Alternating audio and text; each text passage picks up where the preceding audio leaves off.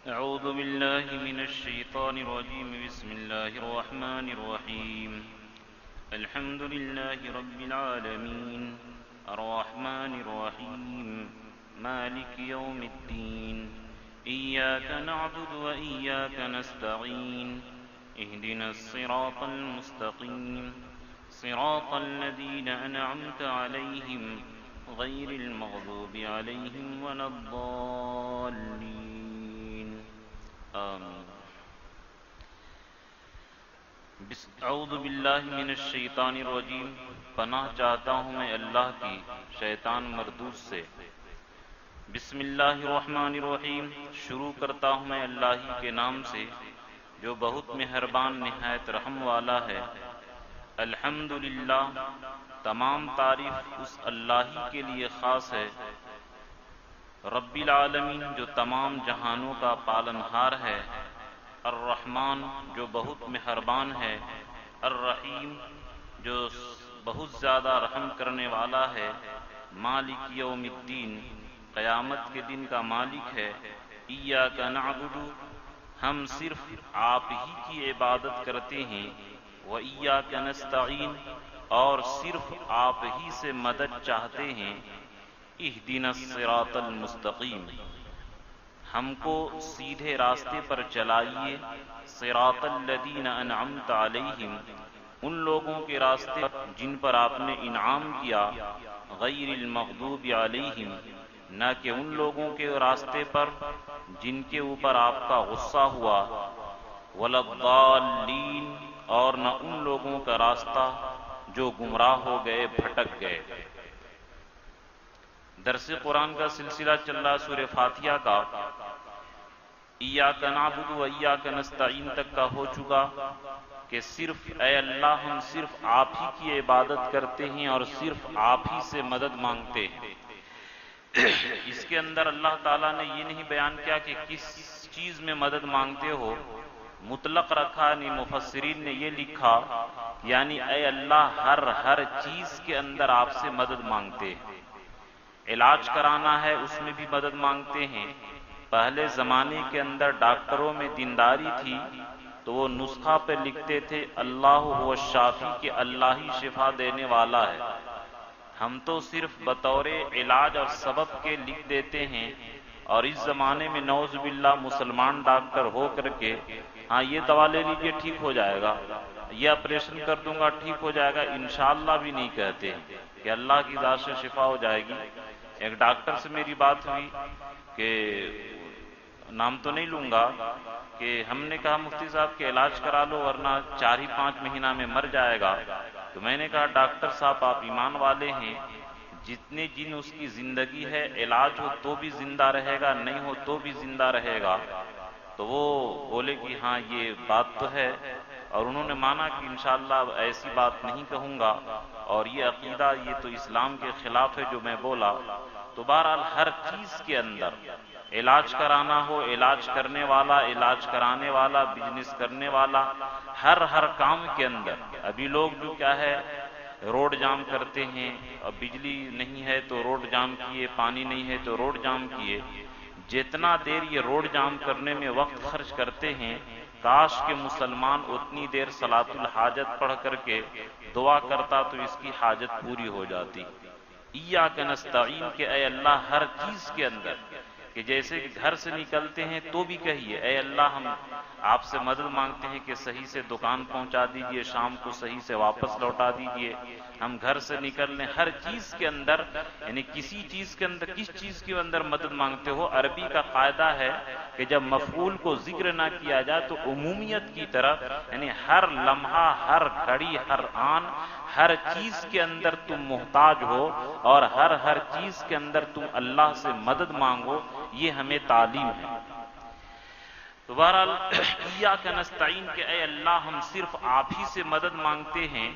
اب آگے اللہ تعالیٰ مدد مانگنے کا عنوان بتا رہے ہیں کہ اے بندے جب تم نے کہا جیسا کہ شروع میں کہا تھا کہ جب بندہ ایاک نعبد و ایاک نستعین کہتا ہے تو اللہ کہتے ہیں ھذا ھذا بینی و بین عبدی، کہ میرے درمیان اور میرے بندے کے درمیان ہے، ولعبدی ما سأل، اور میرے بندے کے لیے وہ ہے جو وہ مانگ رہا ہے۔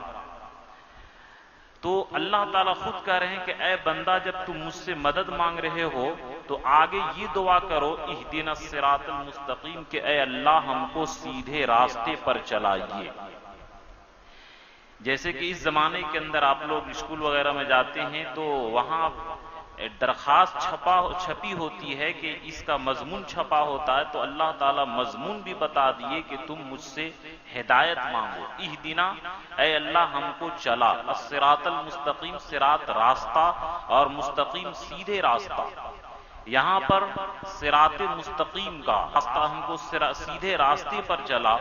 صراط مستقیم جیسا کہ میں نے شروع میں عرض کیا تھا کہ قرآن پاک کے اندر جتنے مضامین ہے وہ پورے کے پورے سورہ فاتحہ کے اندر ہے، اس لیے سورہ فاتحہ کو ام القرآن کہا گیا۔ اور جتنا مضمون سورہ فاتحہ کے اندر ہے اہدنا الصراط المستقیم کے اندر ہے وہ آ گیا۔ اگر جس کو صراط مستقیم مل گئی سمجھیے کہ دنیا اور آخرت کی تمام بھلائی مل گئی۔ اور مفسرین نے یہ بھی لکھا ہے کہ پورا قرآن یہ اہدنا الصراط المستقیم متن ہے، اور پورا قرآن پاک اس صراط مستقیم کی تشریح ہے کہ اے بندہ صراط مستقیم یہ ہے کہ مثال کے طور پر آگے کی آیت ھدی للمتقین کے تقوی اختیار کرو، الذین یؤمنون بالغیب کہ غیب کی چیزوں پر ایمان لاؤ، یقیمون الصلاۃ نماز قائم کرو، وینفقون مما رزقناہم کہ جو اللہ نے تجھے دیا ہے خرچ کرو۔ اسی طرح ولا تقربوا الصلاۃ وانتم سکارى شراب نہ پیو، انما الخمر والمیسر والانصاب والازلام کہ یہ جوئے، یہ بت، یہ لاٹری کی جتنی شکلیں ہیں، یہ جوا سب کے سب حرام ہیں، گندی چیز ہیں۔ تو یہ صراط مستقیم ہے کہ تتجافا جنوبہم عن المضاجع، یہ مثال میں دے رہا ہوں ایگزامپل سمجھانے کے لیے کہ صراط مستقیم یہ ہے کہ وتوکل علی اللہ العزیز الرحیم کہ اللہ پر بھروسہ کرو، ولا تسجدوا للشمس ولا للقمر کہ سورج اور چاند کو سجدہ نہ کرو۔ تو بہرحال یہ اب پورا قرآن اسی صراط مستقیم کی تشریح ہے کہ اے بندے یہ کام کرنے کا ہے، یہ کام نہیں کرنے کا ہے، اسی میں صراط مستقیم چھپا ہوا ہے۔ حضرت تھانوی رحمۃ اللہ علیہ یہاں ایک بڑی قیمتی بات فرمائے کہ صراط مستقیم جو کیا ہے، اس کی تفسیر علامہ جلال الدین سیوطی رحمۃ اللہ علیہ اپنی کتاب کے اندر فرماتے ہیں کہ صراط مستقیم کی تفسیر انہوں نے اسلام سے بھی کیا، دین سے بھی کیا، بہت ساری تفسیر انہوں نے بیان کی کہ صراط مستقیم یہ تمام شریعت کا جامع ہے اور تمام دنیا اور آخرت کی بھلائی کا ضامن ہے۔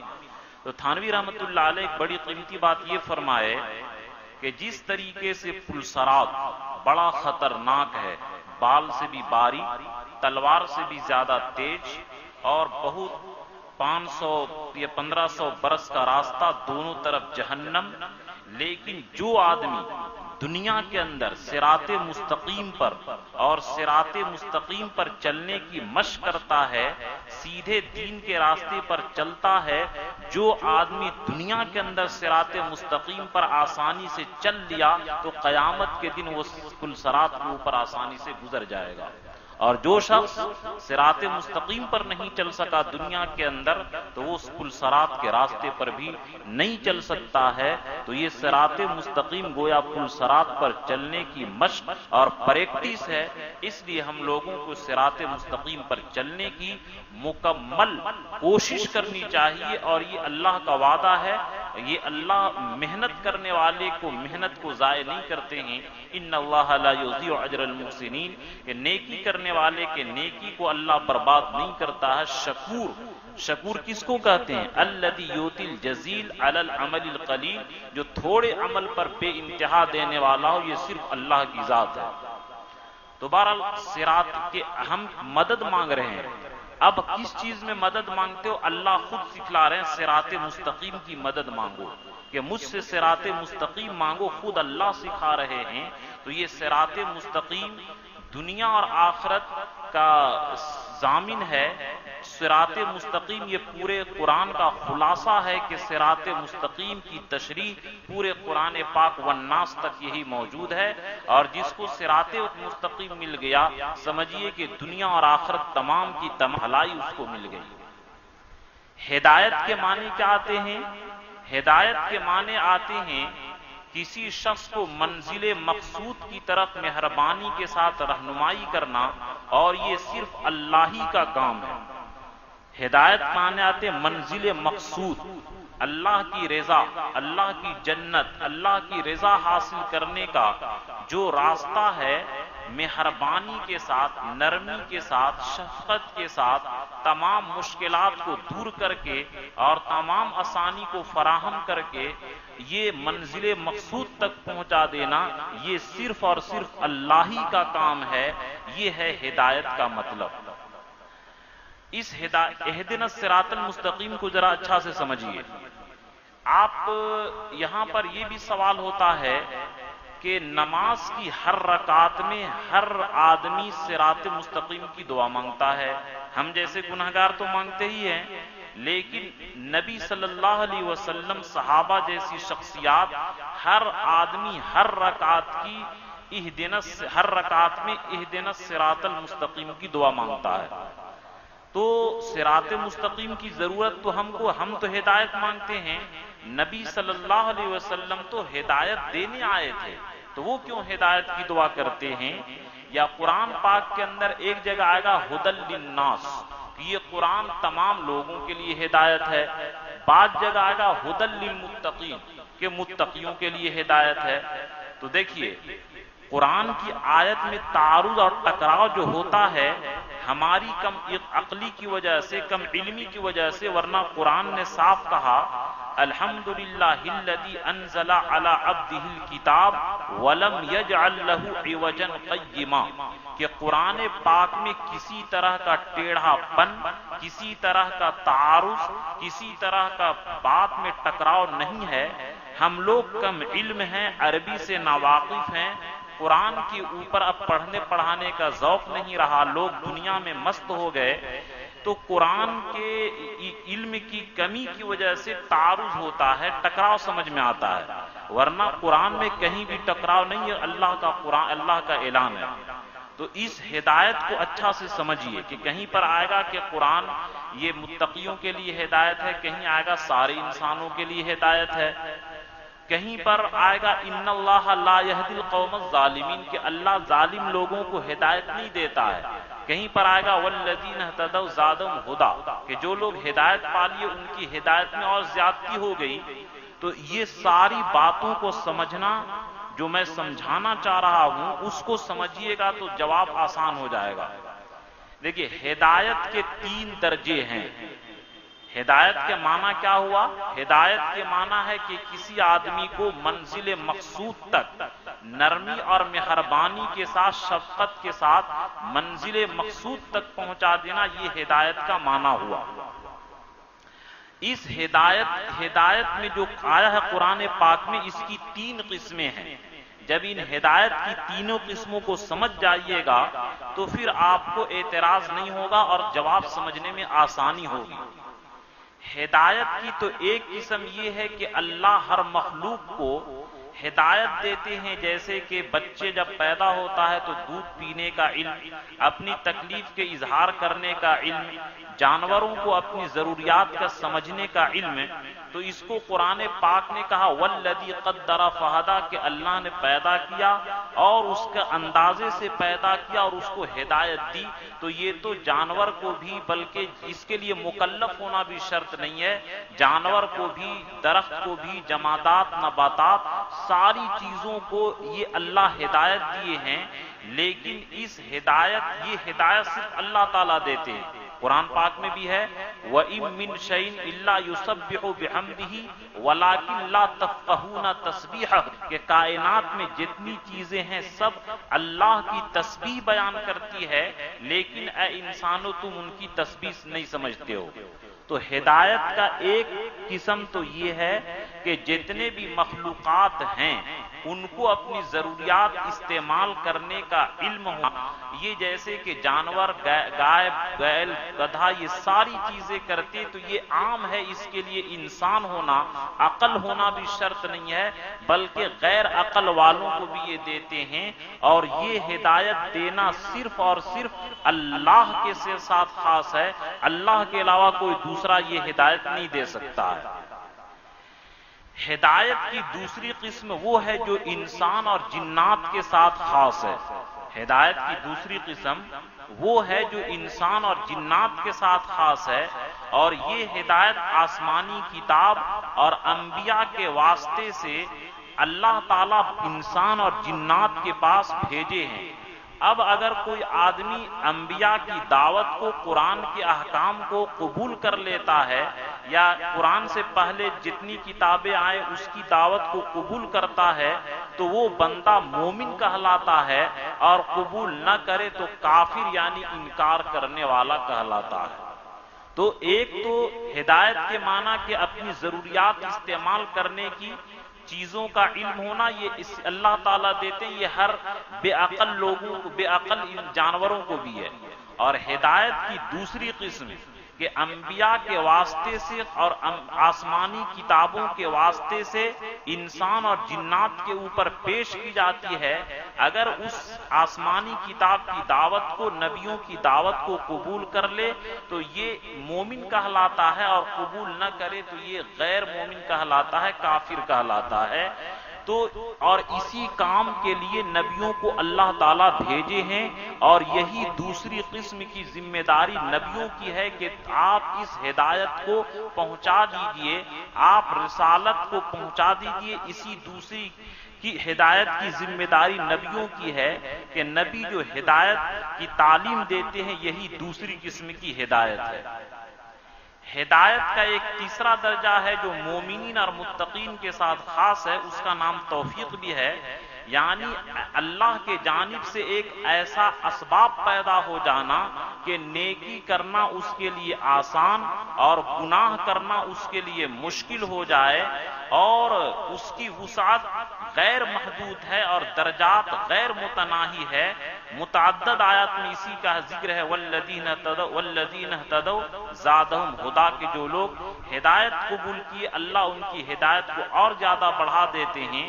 وَمَن يُؤْمِن بِاللَّهِ يَهْدِ قَلْبَهُ، اور جو لوگ اللہ پر ایمان لائے اللہ تعالیٰ ان کے دل کو ہدایت دیتے ہیں۔ اور فتح مکہ کے جو اغراض اور مقاصد بیان کیے گئے تو نبی صلی اللہ علیہ وسلم کو یہ کہا گیا وَيَهْدِيَكَ صِرَاطًا مُسْتَقِيمًا، کہ فتح مکہ کی ایک غرض یہ بھی ہے کہ اے نبی ہم آپ کو سیدھے راستے کی ہدایت دیں۔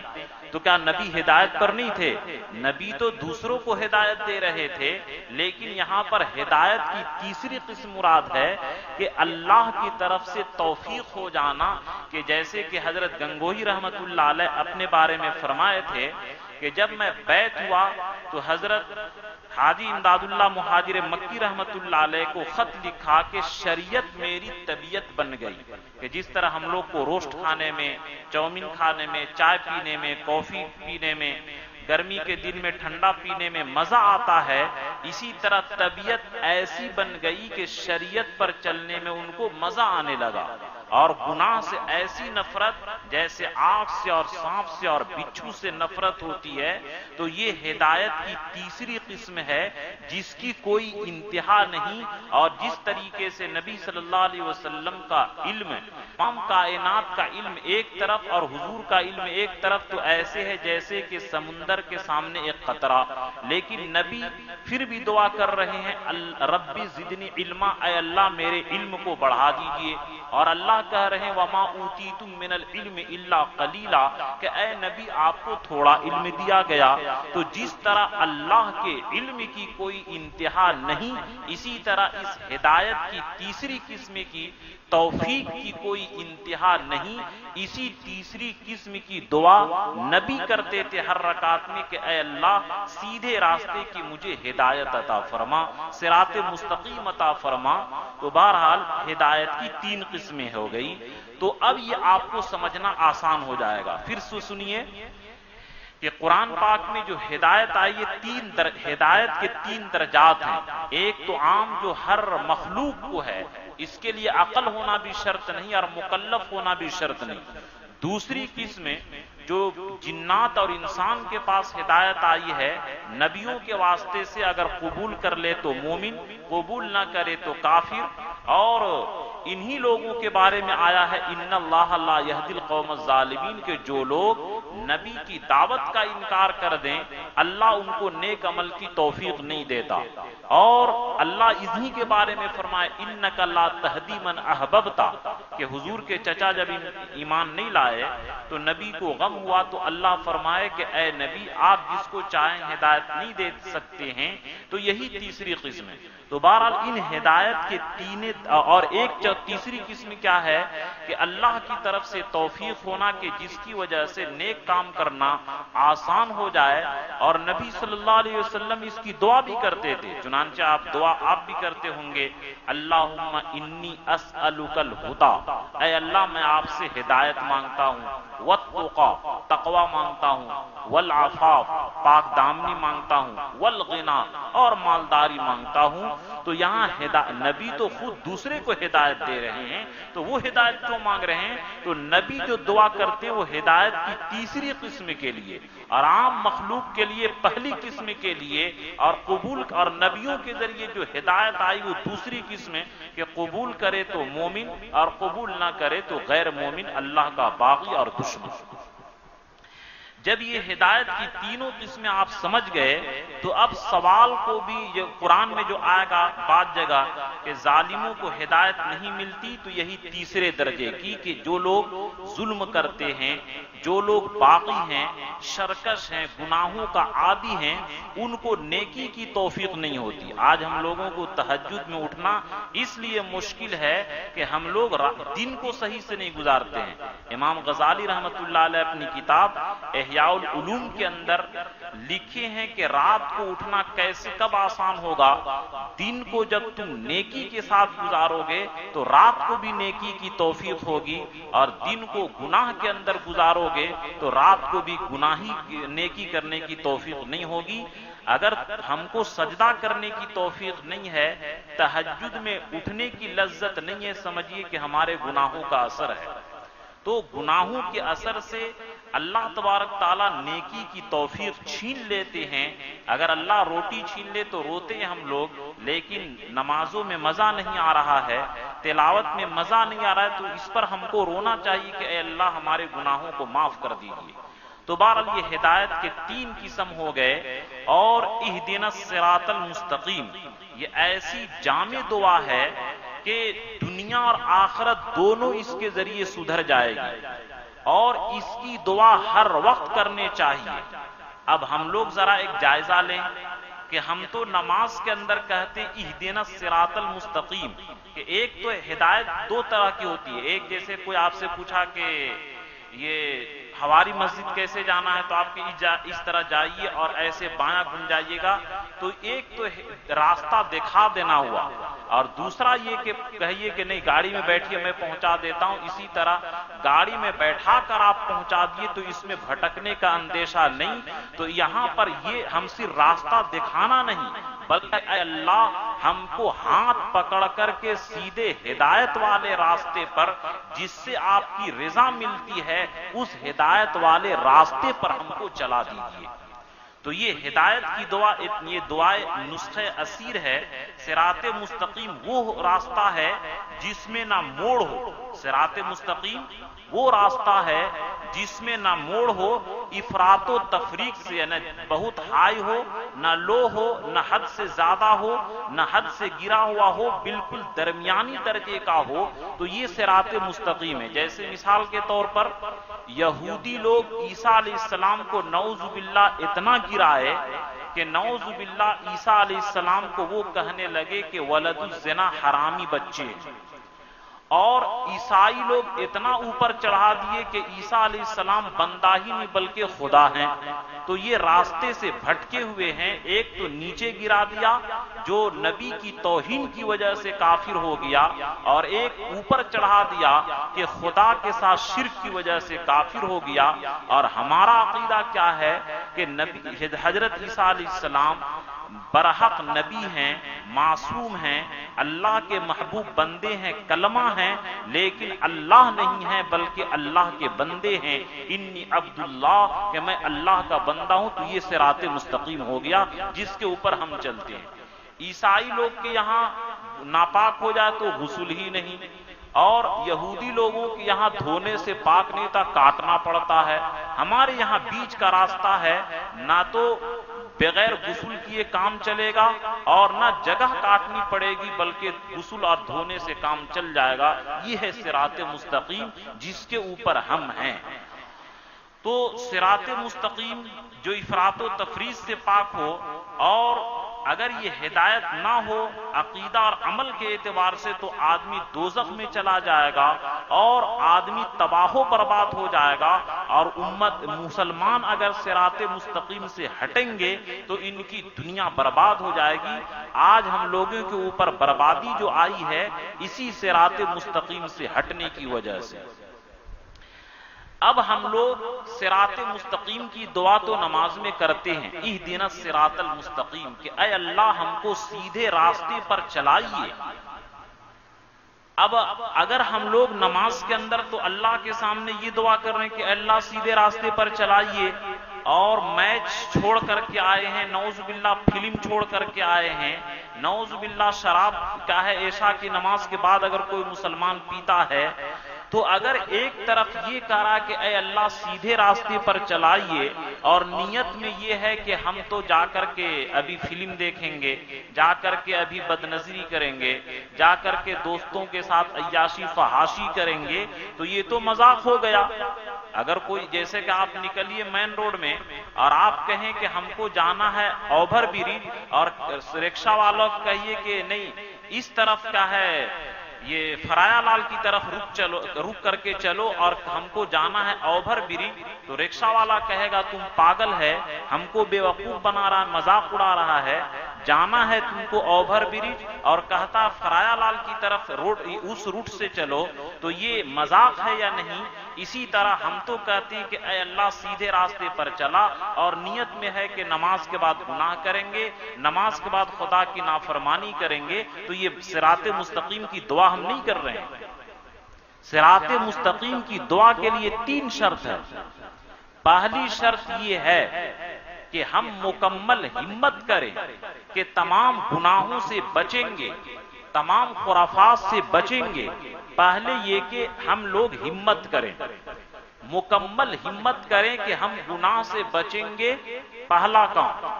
دوسرا یہ کام کہ اپنی طاقت سے جتنے نیکی کے راستہ ہے اس کو کریں، اور گناہ کے جتنے راستے ہیں مکمل سے بچیں. اور تیسرا کام یہ ہے کہ اللہ سے رو رو کر کے گڑ گڑا کر کے دعا کریں اے اللہ ہم کو سیدھے راستے پر چلا. تو یہ تینوں کام جب کر لیں گے تو خدا پاک کی قسم، قرآن ہاتھ میں ہے، مسجد میں ہوں، یہ اللہ کا وعدہ ہے والذین جاہدوا فینا لنہدینہم سبلنا، کہ جو لوگ ہمارے راستے میں کوشش اور مجاہدہ کریں گے ہم ان کو سیدھے راستے کی ہدایت صراط مستقیم پر ضرور سے ضرور چلا دیں گے. یہ کبھی بھی اللہ کا وعدہ جھوٹا نہیں ہو سکتا. شرط یہ ہے کہ ہم لوگ اپنے عمل کو بدلیں. تو کتنی بات کہا میں نے؟ پہلی بات یہ کہ اپنے ہمت کریں، ہمت کے سامنے تمام کام آسان ہو جاتے ہیں. علو القدری بالہمم العوالی، کہ آدمی کی بلندی بلند ہمتی سے ہوتی ہے، کہ جب آدمی بلند ہمت رکھتا ہے جتنے بھی اکابرین ملیں گے چاہے دنیا کے کام میں ہو یا دین کے کام میں ہو، بلند ہمتی شرط ہے. جیسی نیت ویسی برکت، تو بلند ہمت رکھیے.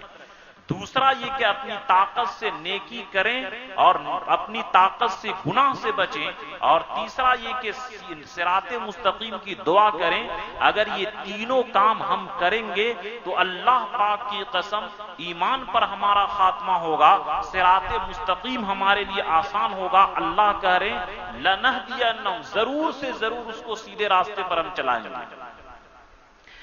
اور اس کے بارے میں حضرت مفتی تقی عثمانی صاحب دامت برکاتہم، جو ابھی میرے نزدیک دنیا کے سب سے بڑے مفتی تقی عثمانی، حضرت مفتی شفیع صاحب رحمۃ اللہ علیہ کے لڑکے، سب سے بڑے مفتی ابھی دنیا کے مانے جاتے ہیں، تو انہوں نے ایک واقعہ لکھا صراط مستقیم کے ذیل میں کہ جرمن سے میرے پاس ایک خط آیا، پاکستان کے وہ آدمی تھا عبداللطیف نام ذکر کیے کہ عبداللطیف اس کا نام تھا، اس نے خط لکھا کہ حضرت مفتی صاحب میں بہت پریشان ہوں کہ میں دولت کمانے کے لیے اور روزگار کے لیے جرمن چلا آیا، روزہ نماز کا کوئی ٹھکانہ، بس دنیا مقصد تھا اور دنیا کمانا بٹورنا یہ مقصد تھا، اس لیے ہم آ گئے۔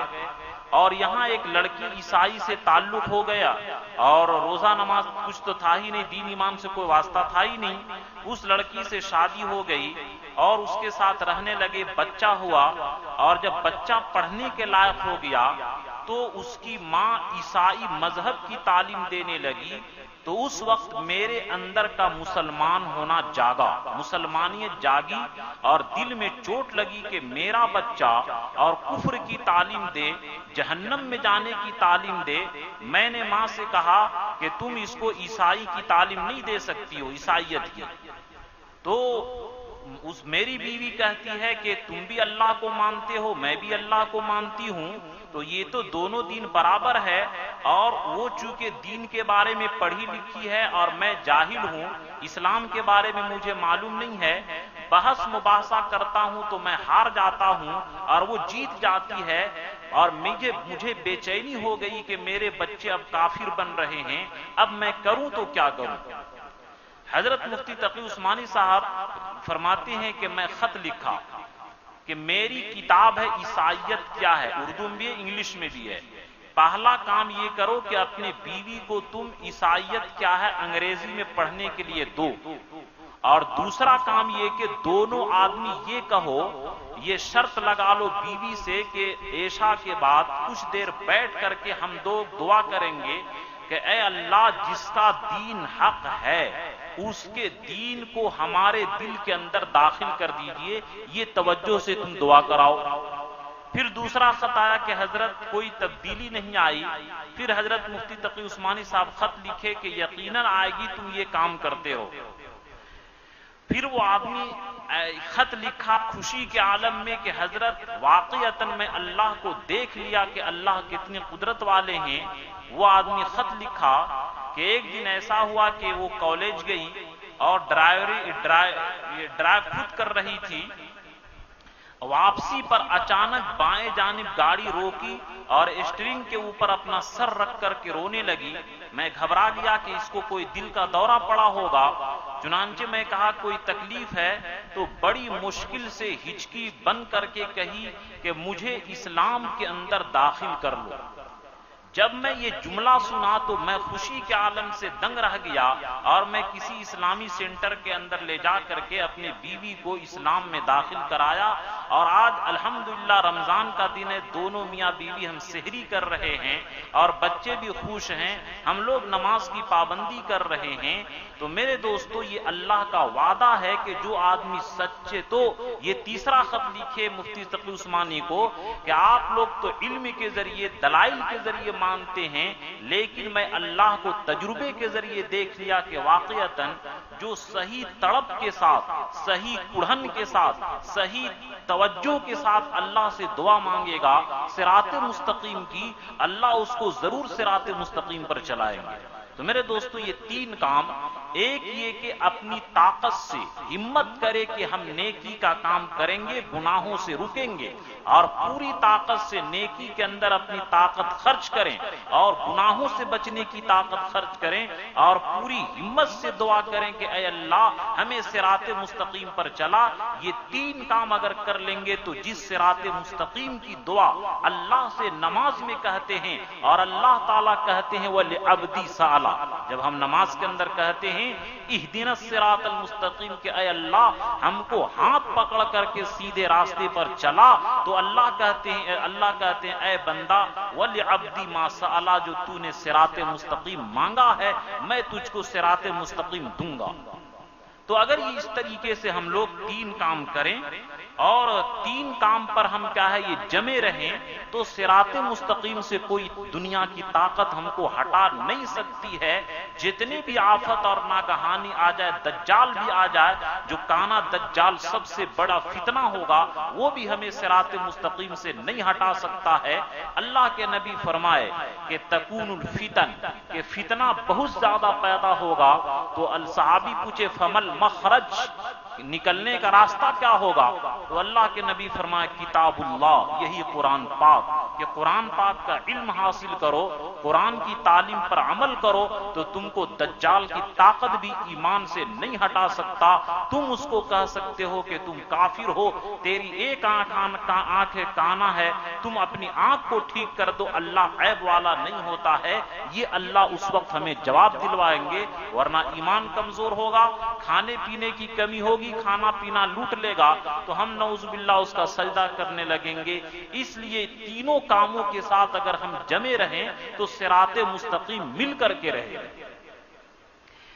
ایک اور غالباً امام ابن وقی رحمت اللہ علیہ کا واقعہ کہ حج کرنے جا رہے تھے، خیمہ لگا ہوا تھا، پہلے اس طرح تو پہلے جہاز کا سسٹم تھا نہیں، پیدل سفر ہوتا تھا، خیمہ لگا، ساتھی لوگ کہیں گئے تو ایک نہایت خوبصورت عورت آئی اور اس نے کچھ اشارہ کیا تو امام وقی رحمت اللہ علیہ روٹی دیے، تو امام وقی رحمت اللہ علیہ کو فرمائی کہ نہیں، میں روٹی لینے کے لیے نہیں آئی ہوں بلکہ ایک عورت کو جو مرد سے مطلب ہوتا ہے اس کے لیے آئی ہوں۔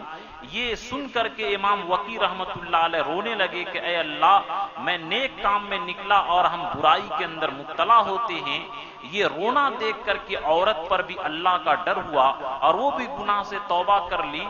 رات کو یوسف علیہ السلام خواب میں آتے ہیں اور مبارک بادی دیتے ہیں کہ مبارک ہے تو اے نوجوان کہ تو نے اپنی عزت کی حفاظت کی، تیری پاک دامنی کے میں مبارک بادی دیتا ہوں۔ امام وقی رحمت اللہ علیہ فرمائے کہ حضرت آپ بھی تو کیا ہے پاک دامن نکلے، آپ تو بڑے پاک دامن تھے۔ حضرت یوسف علیہ السلام فرمائے میں نبی تھا، میرے اوپر اللہ کا پہرا تھا، لیکن میرا بچ جانا اتنا بڑا کمال نہیں جتنا کہ تیرا ہے کہ تو غیر نبی ہے، تیرے حفاظت کے وہ سامان نہیں جو میرے اللہ نے میرے لیے کیا تھا، غیر نبی ہو کر کے تو گناہ سے بچ گیا، یہ تیری پاک دامنی پر میں مبارکبادی دیتا ہوں۔ تو یہ آدمی ہمت کر لے اور گناہ سے مکمل بچنے کی طاقت اختیار کر لے تو اس کو پھر گناہ کے اندر کوئی مبتلا نہیں کر سکتا۔ اب یہاں پر ایک اور سوال ہوتا ہے کہ ہر رکعت میں کیوں دعا کروائی جاتی؟ اہدنا الصراط المستقیم کے جو نیک لوگ ہیں وہ بھی دعا کرتے ہیں، تو اس کا جواب حضرت مولانا عاشق الہی بلند شہری رحمت اللہ علیہ یہ دیتے ہیں کہ یہ ہدایت پر جمنے کی دعا ہے، کہ جس طرح قرآن پاک میں دوسری جگہ ہے ربنا لا تزغ قلوبنا بعد اذ ہدیتنا، کہ اے میرے رب میرے دل کو ٹیڑھا مت کیجیے ہدایت ملنے کے بعد۔ تو یہ ہدایت پر جمنے کی دعا ہے کہ جو نیک ہیں، نمازی ہیں، کتابی ہیں، نیکوکار ہیں، متقی ہیں، تو وہ ہدایت نہیں بلکہ ہدایت پر جمنے کی دعا مانگ رہے ہیں کہ اے اللہ جس طرح آپ نے پچھلے زمانے میں ہدایت دیا، ابھی ہدایت دیا، آئندہ بھی فیوچر اور مستقبل میں بھی ہدایت پر جمع دیجیے۔ اور یہ دعا بھی اللہ کے نبی کرتے تھے، اللہم نور قلوبنا بالایمان، کہ اے اللہ ایمان کے ذریعے میرے دل کو منور اور روشن کر دیجیے، واشرح صدورنا للاسلام، اور ہمارے دلوں کو اسلام کے لیے کھول دیجئے۔ جب آدمی ہدایت پر ہوگا تو تمام طرح کے شکوک و شبہات سے پاک ہوگا اور پھر اس کے اندر اسلام کے بارے میں کوئی غلط فہمی نہیں ہوگی، اللہ سے کسی طرح کی بدگمانی نہیں ہوگی۔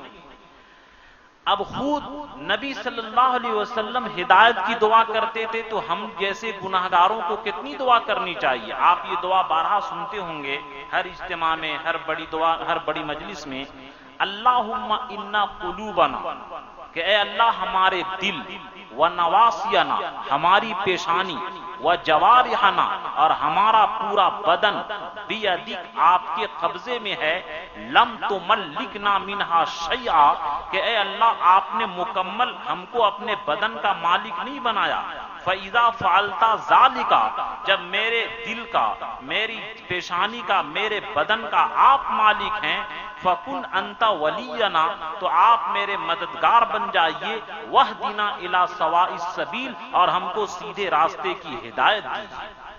تو یہ ہر نماز کے بعد دعا بھی کرنی چاہیے، ربنا لا تزغ قلوبنا بعد اذ ہدیتنا، اللہم نور قلوبنا بالایمان واشرح صدورنا للاسلام، اللہم ان قلوبنا ونواسینا وجوارحنا بیدک لم تملکنا منها شیئا فاذا فعلت ذلك فکن انت ولینا واہدنا الی سواء السبیل۔ اس کی دعا تو بہرحال یہ آج کے درس قرآن کا خلاصہ یہ نکلا کہ صراط مستقیم یہ پورے قرآن کا خلاصہ مغز اور کریم ہے۔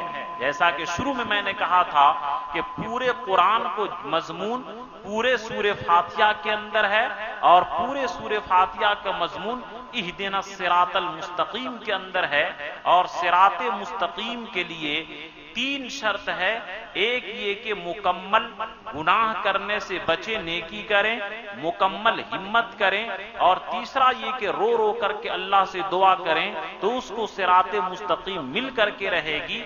اب آگے صراط مستقیم کا اللہ تعالیٰ پتہ بتاتے ہیں کہ صراط مستقیم تجھے ملے گی کہاں؟ صراط الذین انعمت علیہم، کہ ان لوگوں کا راستہ دیکھا جن کے اوپر آپ نے انعام کیا۔ اور قرآن کے ایک دستور ہے، القرآن یفسر بعضہ بعضا، کہ قرآن کی ایک آیت دوسرے آیت کی تفسیر کرتی ہے۔ تو سورہ نساء کے اندر یہ آیت ہے، وَمَن يُطِعِ اللَّهَ وَالرَّسُولَ فَأُولَٰئِكَ مَعَ الَّذِينَ أَنْعَمَ اللَّهُ عَلَيْهِم مِّنَ النَّبِيِّينَ وَالصِّدِّيقِينَ وَالشُّهَدَاءِ وَالصَّالِحِينَ، کہ ان لوگوں کا راستہ دیکھا جن کے اوپر آپ نے انعام کیا، اور وہ چار طرح کے لوگ ہیں، نبی، صدیقین، شہداء، صالحین۔ یعنی ہدایت کا راستہ انہی چار لوگوں کے طریقے پر چھپا ہے۔ نبی تو اب نہیں رہے، لیکن صالحین، شہداء اور صدیقین موجود ہیں، یہ قیامت تک رہیں گے۔ قرآن کا وعدہ ہے کونوا مع الصادقین، کے سچوں کے ساتھ رہو۔ تو چونکہ یہ وقت زیادہ ہو جائے گا، اب صراط الذین انعمت علیہم غیر المغضوب علیہم ولا الضالین پر انشاءاللہ اگلے جمعہ تشریح کی جائے گی اور اس کے درس قرآن کیا جائے گا۔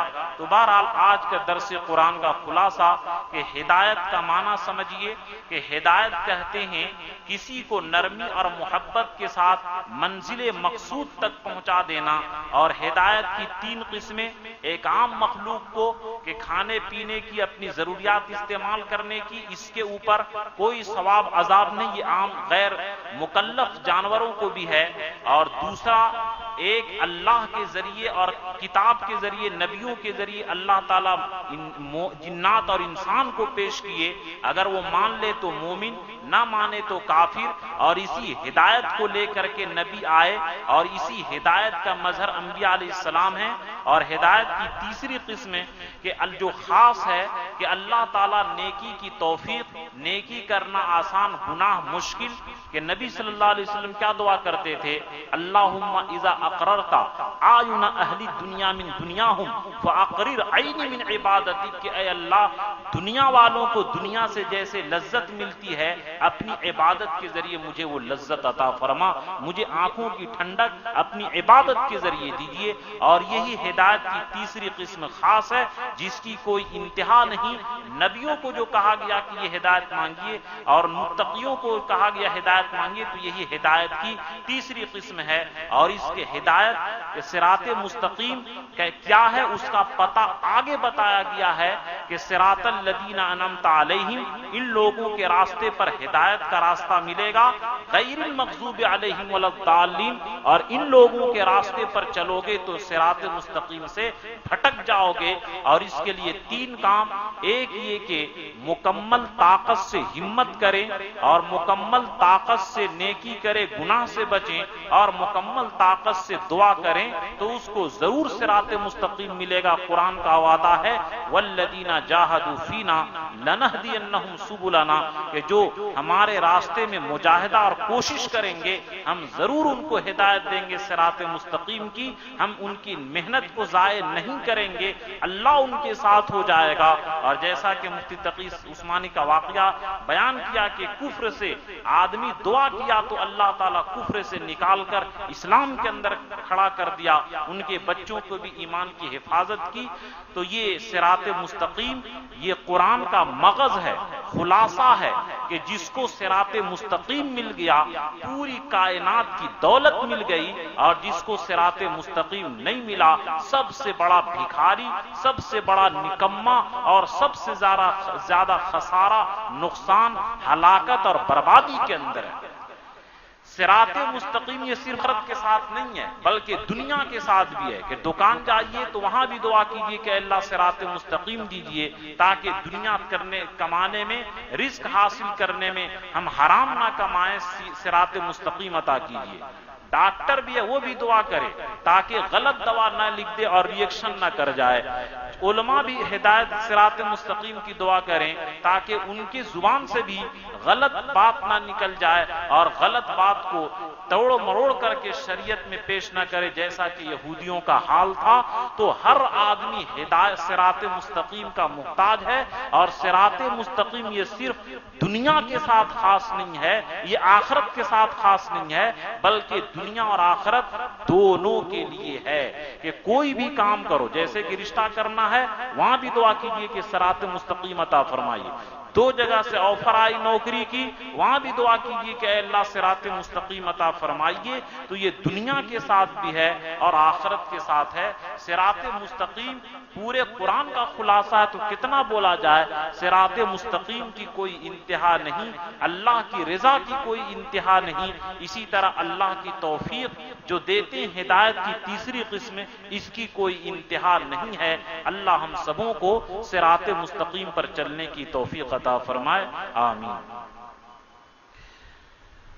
اللهم لك الحمد كله ولك الشكر كله ولك المجد كله، اللهم لا نحصي ثناء عليك كما أثنيت على نفسك، اللهم صل على محمد كما تحب وترضى، لا إله إلا أنت سبحانك إني كنت من الظالمين، اللهم إنا نسألك الهدى والتقى والعفاف والغنى، اللهم إن قلوبنا ونواسينا وجوارحنا بيدك لم تملكنا منها شيئا، فإذا فعلت ذلك فكن أنت ولينا واهدنا إلى سواء السبيل، اللهم إنا نعوذ بك من الهم والحزن، ونعوذ بك من العجز والكسل، ونعوذ بك من الجبن والبخل، ونعوذ بك من غلبة الدين وقهر الرجال، اللهم إنا نسألك الهدى والتقى والعفاف والغنى، اللهم إنا نسألك من خير ما سألك نبيك محمد صلى الله عليه وسلم، ونعوذ بك من شر ما استعاذك نبيك محمد صلى الله عليه وسلم، وأنت المستعان وعليك البلاغ، ولا حول ولا قوة إلا بالله برحمتك يا أرحم الراحمين۔